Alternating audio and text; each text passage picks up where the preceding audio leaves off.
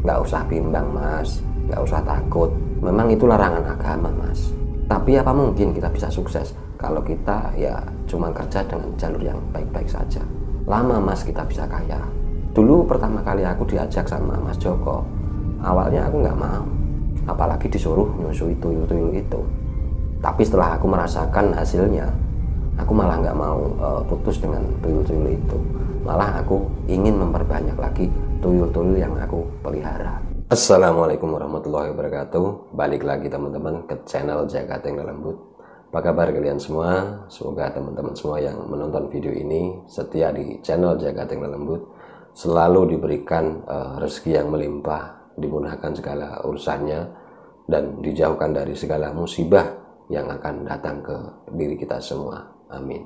Oke, untuk kesempatan kali ini saya mau menceritakan kisah horor dari sahabat Jagating Lelembut yang berasal dari kota Es, dan kota ini masih satu kota dengan kota Jawa Tengah.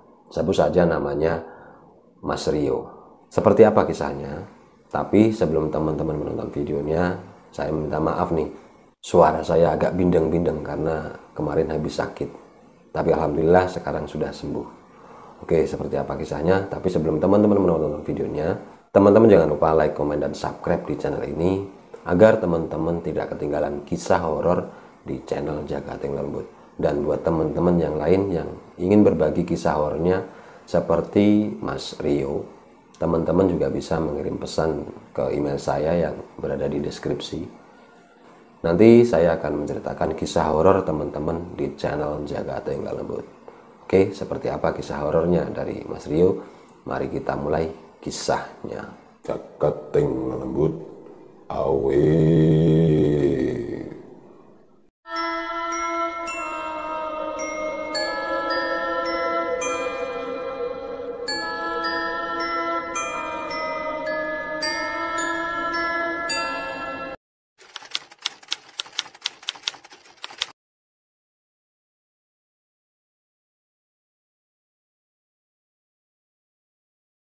Rio mengalami kisah horor ini berawal di tahun 2001. Rio adalah anak ragil dari ketiga saudaranya. Saudara pertamanya laki-laki. Dia sudah menikah dan tinggal di ibu kota Jakarta. Saudara keduanya perempuan. Dia juga sudah menikah dan ikut dengan suaminya yang rumahnya jauh dari rumahnya Rio. Rio sendiri juga sudah menikah dan sebut saja nama istrinya Ika. Karena Rio anak ragil, dia diberi tanggung jawab oleh kedua kakaknya untuk merawat orang tuanya yang tinggal satu, yaitu bapaknya. Karena bapaknya sudah tua dan sering sakit-sakitan, dan saat itu bapaknya sedang mengalami penyakit stroke. Rio menjalani rumah tangganya dengan Ika sudah sekitar 7 tahun.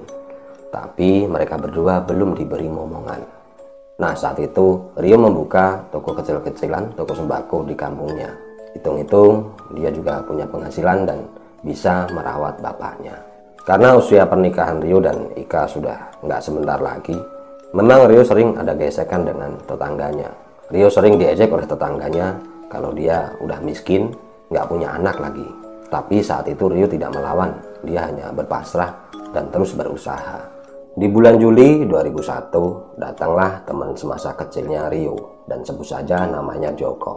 Joko adalah teman sekelasnya Rio, dia juga satu kampung dengan Rio. Tapi karena Joko sudah menikah dan dia ikut dengan istrinya, memang saat itu Joko sudah jarang main ke rumahnya Rio. Saat sampai di rumahnya Rio, mereka berdua pun ngobrol. Di dalam obrolan itu, Rio ditanya sama Joko, kalau gimana kabarnya, terus sudah sukses apa belum? Saat itu Rio menjawab, sukses apa kok, ya cuman gini-gini aja. Setelah itu Joko pun ngomong lagi, kamu sibuk gak yuk sekarang? Rio pun menjawab lagi, ya sibuk ngapain kok? Ya kan aku cuman merawat orang tua dan jaga toko. Karena Rio tidak sibuk, Joko pun mengajak keluar Rio. Saat itu Rio nggak tahu Joko mau mengajak dia kemana. Sekitar 1 jam perjalanan, tiba-tiba Joko memberhentikan mobilnya di depan rumah yang cukup mewah. Karena Rio bingung, kenapa kok Joko berhenti di depan rumah itu? Rio pun tanya sama Joko, kok ini rumah siapa? Kok kita berhenti di sini? Joko pun menjawab kalau itu rumahnya. Saat itu Rio merasa sangat heran dengan Joko, karena ternyata Joko ini bisa sesukses ini. Dia punya mobil yang mewah, bagus, rumahnya pun juga terlihat sangat besar sekali. Setelah itu Rio pun diajak masuk oleh Joko. Sesampainya di dalam, mereka berdua disambut oleh istrinya Joko. Setelah salaman, istrinya Joko ini masuk lagi ke dalam rumah, yang sepertinya dia masuk ke ruang dapur. Setelah duduk, Joko dan Rio pun melanjutkan ngobrol. Nah, saat itu Joko tanya lagi sama Rio, "Yo, gimana? Mau sukses seperti aku nggak? Punya rumah besar, mobilnya mewah-mewah banyak lagi. Mau nggak kayak aku?" Karena ditanya seperti itu, Rio ini berpikir, ya siapa orangnya yang nggak mau sukses seperti ini. Dan Rio menjawab, "Ya mau kok, tapi gimana caranya?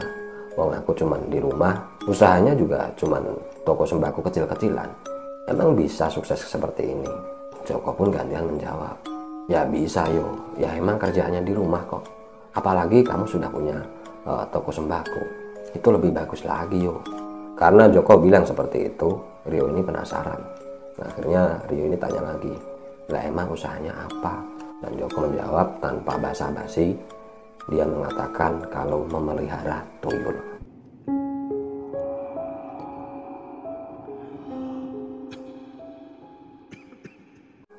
Saat Joko mengatakan usaha yang dia jalani, yaitu memelihara tuyul, mentalnya Rio seketika itu langsung down. Saat itu Rio berpikir, berarti usaha yang dijalani oleh Joko itu ternyata jalur hitam, yaitu memelihara tuyul.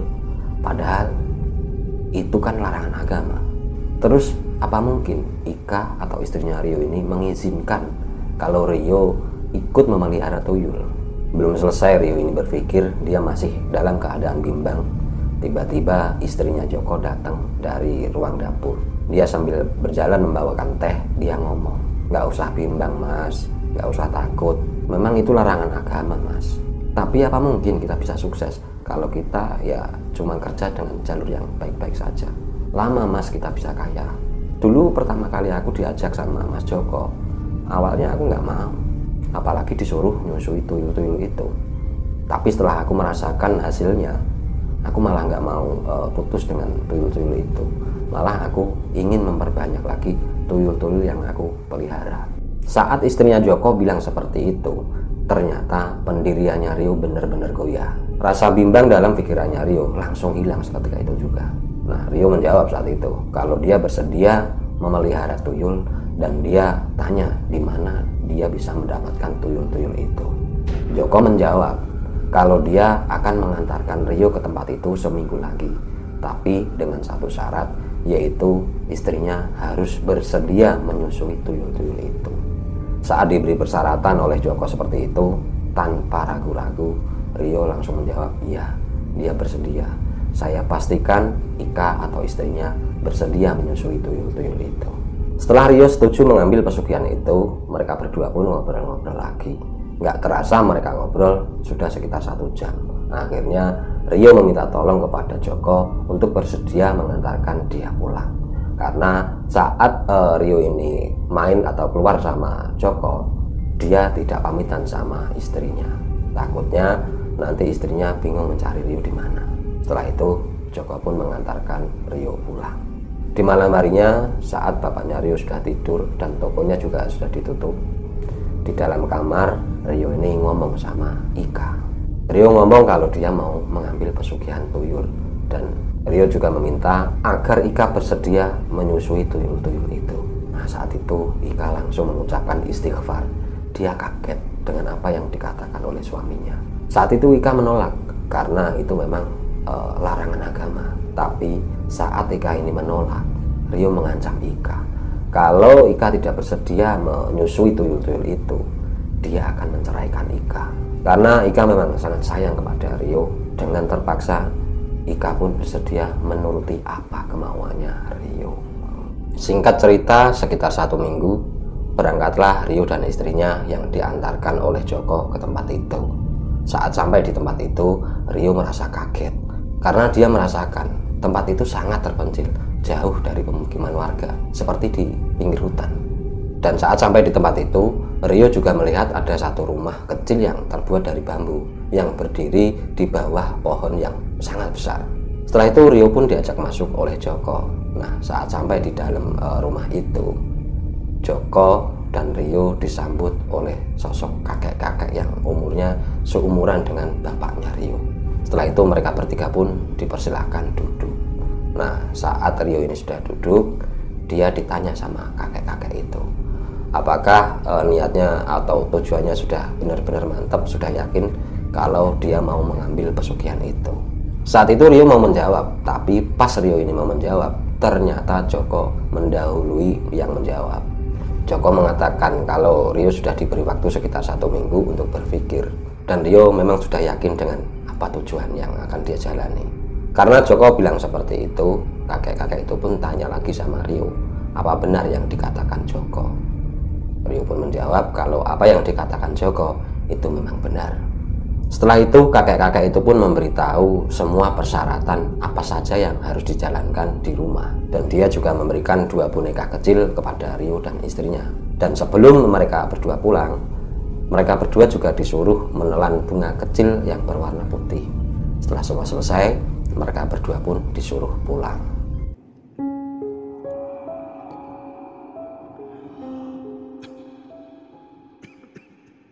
Sesampainya di rumah sekitar jam 10 malam, Joko ini memang tidak mampir dulu, dia langsung pulang. Tapi sebelum Joko pulang, dia memberi pesan kepada Rio agar secepatnya mempersiapkan sesajen-sesajen untuk ritual malam ini.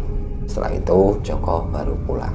Nah, sekitar jam 1 malam, Rio dan istrinya sudah selesai menyiapkan sesajen-sesajen itu. Memang mereka berdua menunggu di depan sesajen-sesajen itu. Dan sekitar 20 menit mereka duduk di depan sesajen itu. Tiba-tiba keluarlah asap yang sangat tebal dari atas sesajen itu. Dan gak lama kemudian, Rio dan istrinya melihat ada 2 anak kecil yang tertawa cekikikan di atas sesajen itu. Sosok anak itu sangat kecil sekali seperti bayi. Tapi ada yang aneh. Rio melihat mata dan mulut anak itu berdiri. Jadi nggak seperti ini, tapi berdiri seperti ini semua. Dan kupingnya sangat panjang, seperti kurcaci. Dan gak lama kedua sosok anak kecil itu muncul. Sosok itu langsung melihat ke arah Ika. Mereka berdua ngomong sama Ika, "Ibu, aku mau minum susu. Ibu, aku mau minum susu." Saat Ika melihat kedua sosok anak kecil itu, memang dia merasa sangat jijik dan juga takut. Tapi Rio ternyata malah melototi Ika. Saat Rio melototi Ika, Ika langsung ingat dengan pesan kakek-kakek itu, yaitu kalau anak-anak itu meminta susu, Ika harus secepatnya membuka baju yang menutupi tubuhnya. Setelah itu Ika pun secepatnya membuka bajunya. Setelah bajunya Ika sudah terlepas, kedua anak kecil itu langsung melompat ke tubuhnya Ika, dan kedua anak itu langsung menyusu ke Ika. Saat kedua tuyul-tuyul itu menyusu ke Ika, Ika merasa sangat sakit sekali. Tapi saat itu Ika mencoba menahannya. Sekitar ada 1 jam kedua tuyul-tuyul itu nyusu, akhirnya selesai. Dan saat selesai, Ika melihat kedua mulut tuyul-tuyul itu penuh dengan darah. Ika saat itu langsung melihat ke arah payudaranya. Dan apa yang dia lihat? Kedua payudaranya penuh darah dan membiru. Karena Ika kaget dan Ika shock, dia langsung pingsan. Karena Rio melihat istrinya yang pingsan, Rio pun kaget dan mencoba menolong istrinya. Tapi saat Rio mau memindahkan tubuh istrinya, sosok anak kecil itu ngomong sama Rio. Sosok anak kecil itu mengatakan kalau dia ingin digendong sama Rio dan diantarkan sampai ke pintu depan.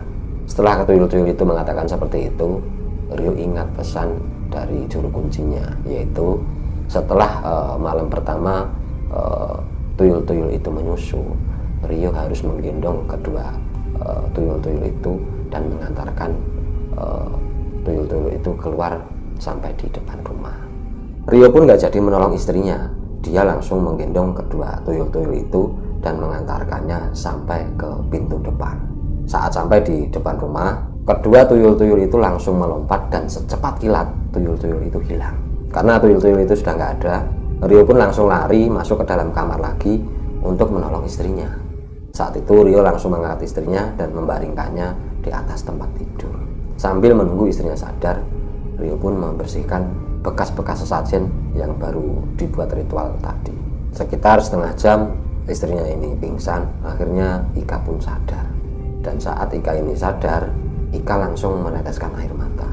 Ika juga ngomong sama Rio, apa dia kuat selamanya menyusui tuyul-tuyul itu. Dan Rio menjawab, kamu kan baru sekali ini menyusui tuyul-tuyul itu, ya mungkin sekarang masih terasa sakit, tapi kalau sudah biasa pasti enggak kok. Setelah mengatakan seperti itu, Rio pun memeluk istrinya dan menyuruh dia untuk secepatnya tidur lagi.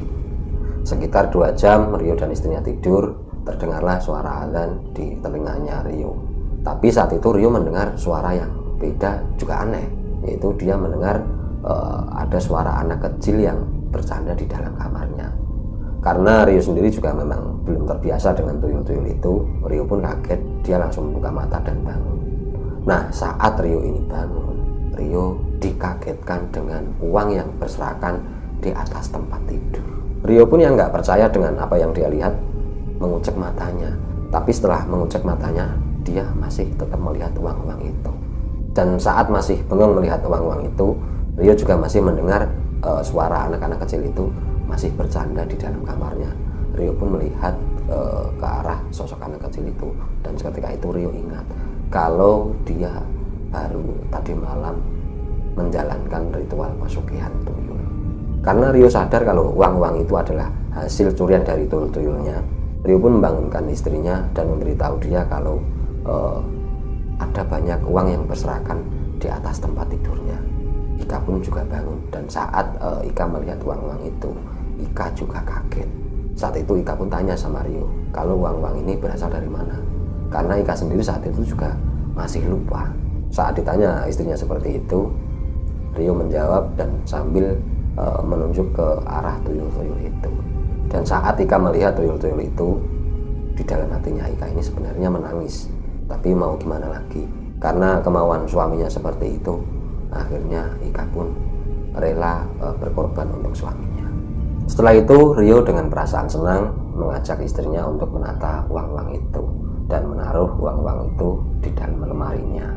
Dan semenjak Rio merawat tuyul-tuyul itu, memang dia merasa sangat bahagia. Rio merasa apa saja yang dia inginkan, perlahan demi perlahan dia bisa mendapatkannya.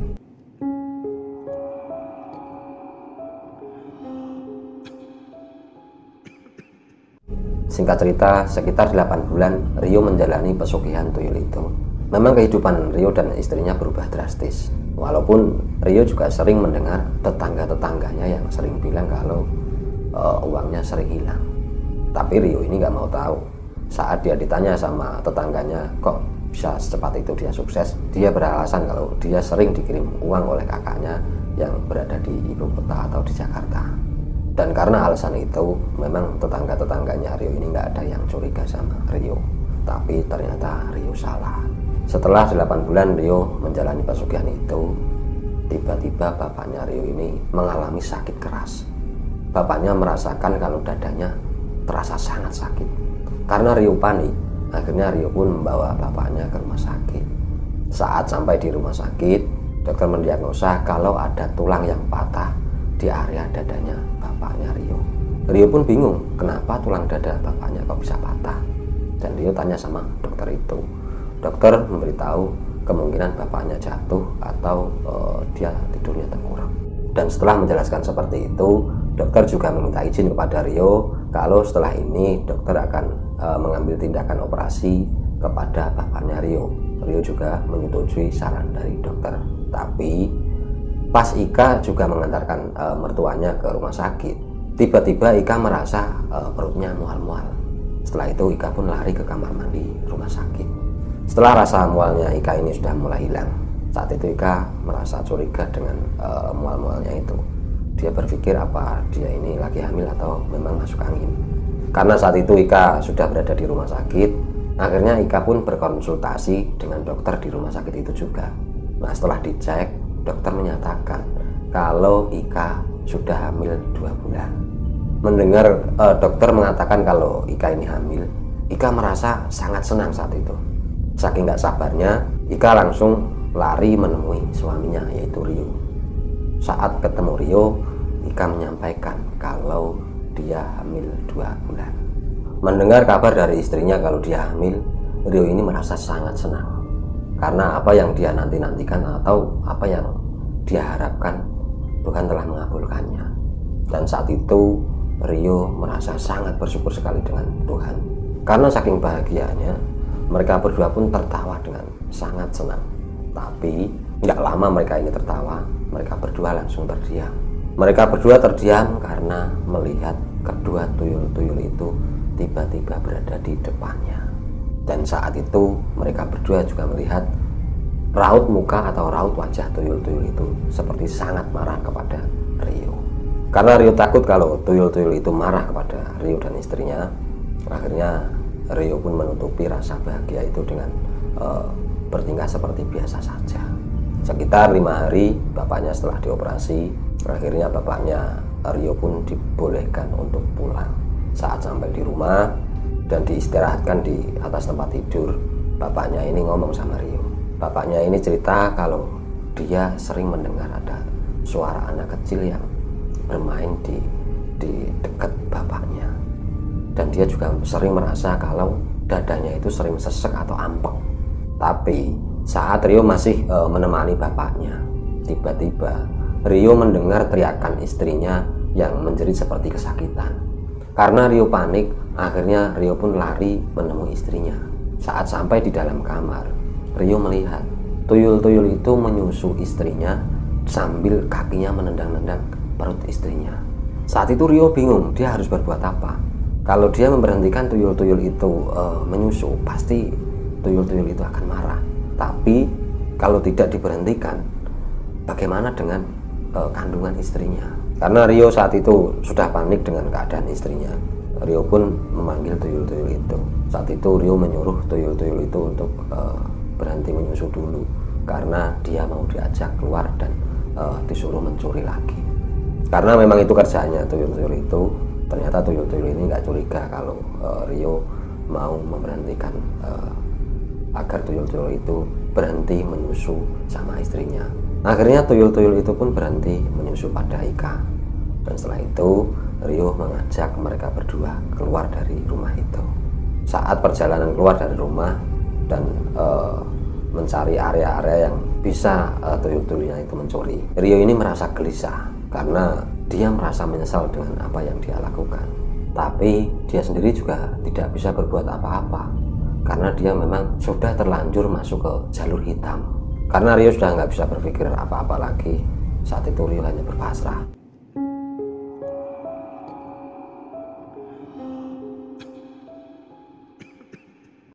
Dan singkat cerita, sekitar 2 bulan Rio saat itu benar-benar merasakan sangat bingung.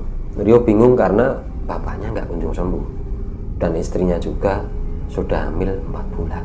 Rio juga melihat kondisi tubuh istrinya yang semakin melemah karena sering tuyul-tuyul itu meminta susu kepada istrinya. Karena Rio sudah nggak betah dengan apa yang dia jalani, Rio pun mengatur siasat agar dia bisa putus dengan pesugihannya itu.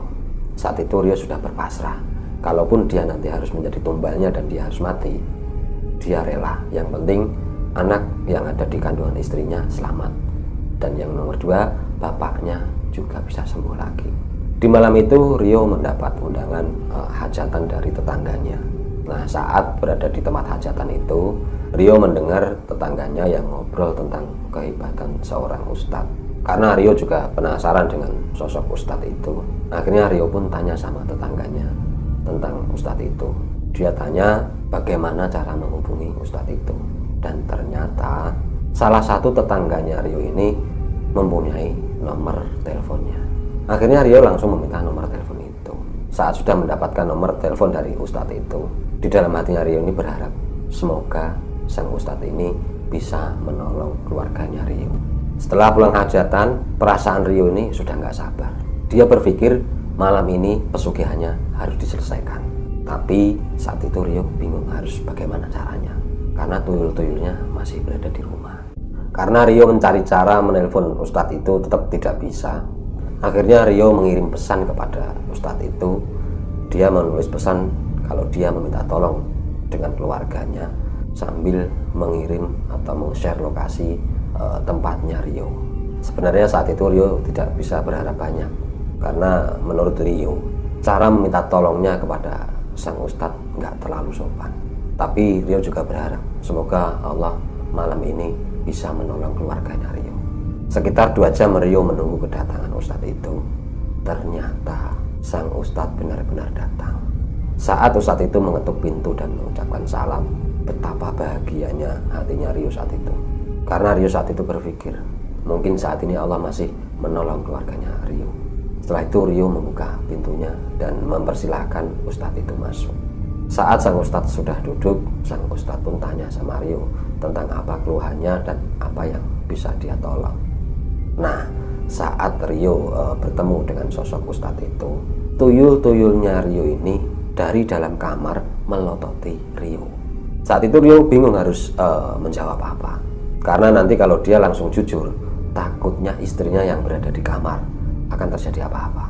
Akhirnya Rio pun beralasan kalau dia meminta tolong untuk mengobati bapaknya. Setelah Rio menjawab seperti itu, tiba-tiba sang ustadz meminta tolong kepada Rio agar istrinya diajak keluar. Nah, saat itu Rio bingung, loh kenapa kok malah menyuruh istrinya Rio disuruh keluar. Saat itu Rio malah curiga dengan sang ustadz, apa ustadz ini ustadz cabul atau gimana. Tapi karena sang ustadz menyuruhnya seperti itu, Rio pun memanggil istrinya.